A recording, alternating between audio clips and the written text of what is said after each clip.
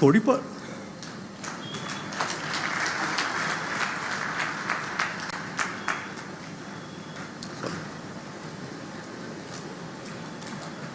उणीव नेहमीच भासते.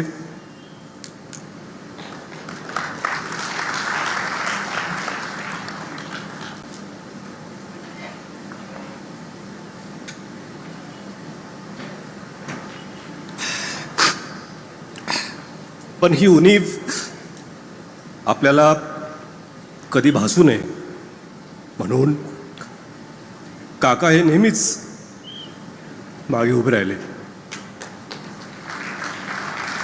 की